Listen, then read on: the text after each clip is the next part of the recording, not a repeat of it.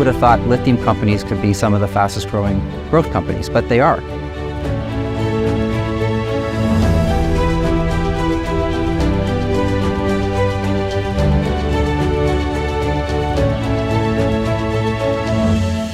John, Sprott has over $20 billion in assets under management, and that's allocated between many different assets: gold, silver, uranium, and battery metals. And I want to discuss all of these asset classes. But given that gold and silver is the largest portion of your AUM, why don't we start right there? And I'm just curious, given what's happening with the global economy, with interest rates, inflation, what type of flows are you seeing in gold? Yeah, it's been a weird year, obviously, for just about all the asset classes. Particularly for gold in the last, say, 10 months, 12 months, where it had a bit of a swoon last year and it's been clawing its way back. Recently hit 2,000 an ounce again, which is great. And we're starting to see some flows back in. We're starting to see more interest coming back into the gold sector.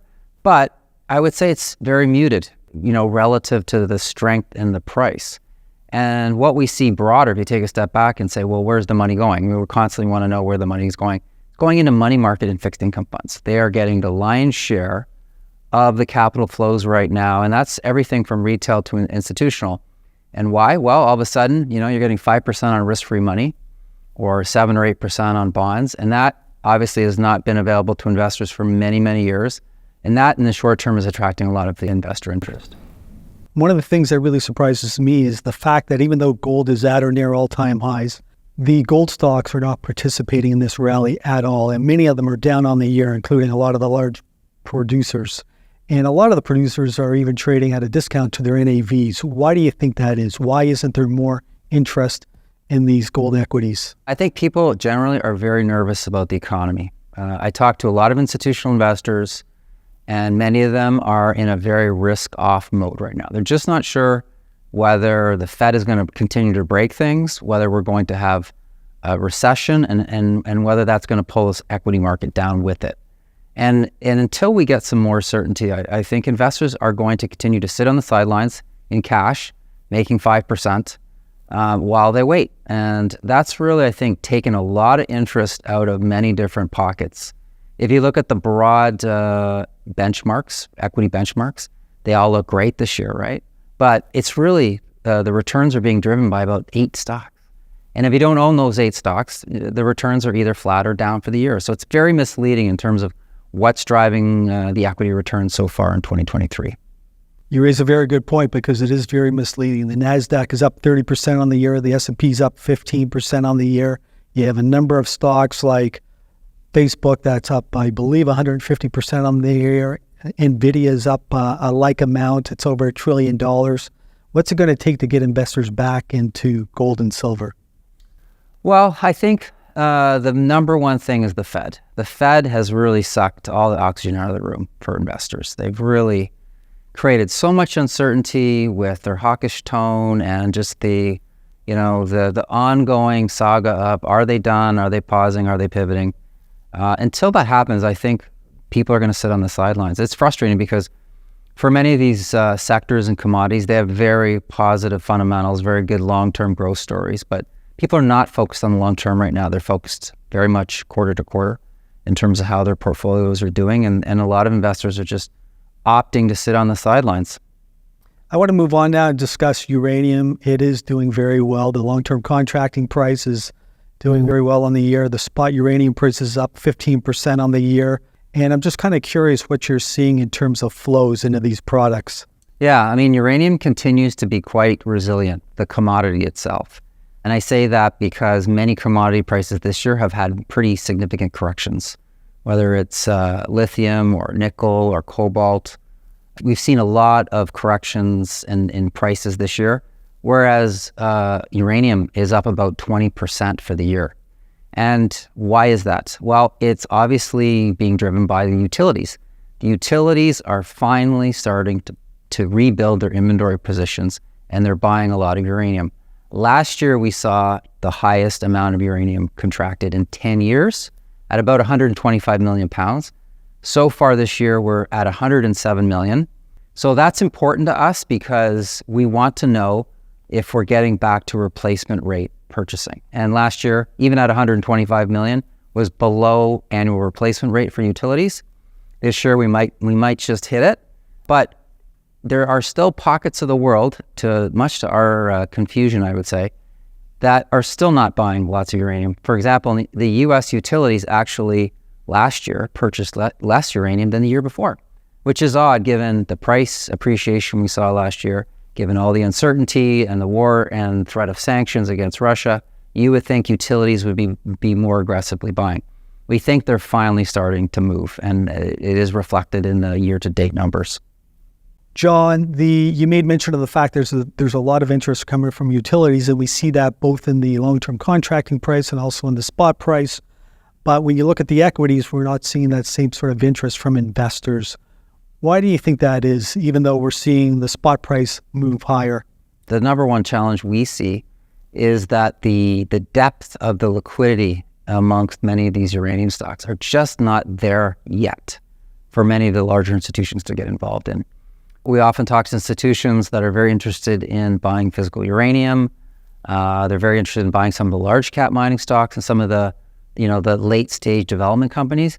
But these smaller companies, it's hard for these big institutions to get positioned in them. They just have so many different risk management and liquidity parameters right now that prevent them from being invested. So we see in our clientele a much greater skew to institutional investors in the physical uranium trust and much higher skew to retail investors in the uranium mining suite of ETFs that we have in both the US and Europe.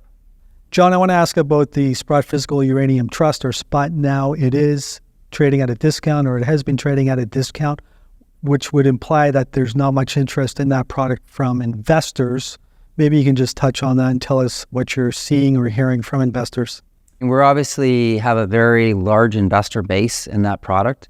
We're not seeing a lot of selling by that investor base, but we're not seeing a lot of buying either. And I think that's why we've had a discount for the last few months. We were at a premium earlier in the year. We were pretty active in terms of buying uranium. But what's interesting to us is that even though we haven't been overly active in the market, I think the news flow and the utilities basically buying uranium has really been beneficial for the sector. So while we haven't been overly active in the last few months, the utilities have been, I think, increasingly active in terms of reloading their inventory. John, you and your team are excellent at creating new products for investors to capitalize on new investment themes. And one of the themes that we've seen in the last couple of years is anything to do with energy transition. And you have created some new products for investors to invest in. Can you tell us about these new products that you offer? Yeah, this was really built on the success of the Uranium Trust and a lot of the conversations we were having with institutional investors 2 years ago. We realized it wasn't just about uranium. They were interested in many other commodities and mining sectors that have a role to play in energy transition. And, mining and metals, they're very technical subjects, as you know. A lot of investors do not want to do the work on individual companies. They're very comfortable looking for trends and themes and just buying a basket of companies. And so that's where the ETFs are really helpful tools for investors to get, diversified company exposure within a thematic. What we've noticed over the years at Sprott, given our expertise is in metals and mining, is that some of these offerings out in the marketplace are not the most well thought out. We dissect them all and we can see some of the flaws. And I'll just give you a practical example, but we just dissected a competitor copper ETF for an institutional client, and we said to them, this copper miners ETF is really only 58% of the exposure is in copper. And did you know you're getting all these other unintended consequences and unintended, exposures to other things outside of copper? And they were completely blown away by that. So my point being is that you really need to know what you're doing in the mining sector to build these products, even if they're passively, index based, because picking the securities, understanding what exposures you get and some of the unintended exposures, I think is very important. So our team here has done a lot of work in partnership with the NASDAQ, and we built a suite of different indexes that you can participate in, everything from lithium producers to nickel producers, junior copper producers, junior uranium miners, and then obviously we've got the senior or the all cap uranium miners ETF and the Uranium Trust. So, we have a nice suite of energy transition related ETFs that are available not only in the United States, but also in Europe through a partnership we have with Han ETF. We launched an energy transition materials ETF there, as well as our uranium miners ETF is offered to European investors.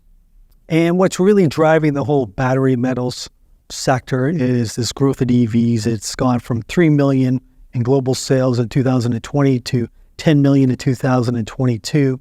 Are you seeing a lot of flows into these products because of this growth in EVs? Yeah, we're definitely starting to see flows come into the fund. I think more importantly, we're getting the right kinds of investors reaching out to us and asking the right questions. And I say that because this is a relatively new category. If you think about, Tesla, I mean, it was the only EV company available to investors just a few years ago. And if you think about their sales, how small they were 4 or 5 years ago. So as these industries start to grow, EVs and the supply chains around them for production of battery cells and all the infrastructure, if you think about the charging and all of the things, it is attracting investors because they're seeing it as a growth sector.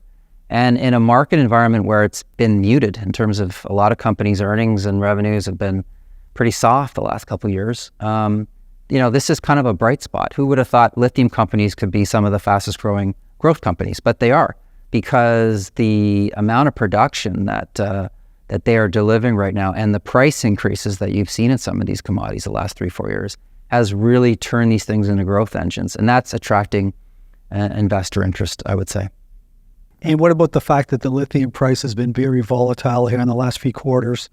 I believe it peaked out around $80,000 a ton in Q4 of 2022, and it's fallen to anywhere $35,000 to $40,000 a ton here in the first half of the year. Has that impacted your flows at all?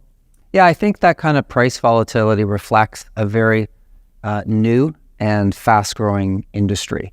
If you think about the copper business, for example, I mean, we've been mining copper for thousands of years. It's a big established market with very established supply chains. If you think about the lithium market, I mean, most of the lithium in the world today is produced by a handful of companies and countries. So it is very small, is growing quickly, is obviously had to deal with incredible growth last year in EV sales. But, if you take a step back and you look at where the price of lithium was, say, in 2020, at around 17,000 a metric ton, and went all the way to 80,000 a metric ton, which nobody, including ourselves, thought was sustainable. That was clearly a supply shortage and squeeze. And it obviously corrected all the way down to 25,000, and we're back to 42,000 a metric ton. So it's been very volatile. But I think, the companies are still at 42,000 a metric ton, are incredibly well positioned to make profits here. And the price and the demand is only going up, we think, over time. There is a lot of EV demand forecast as the world kind of transitions away from internal combustion engine.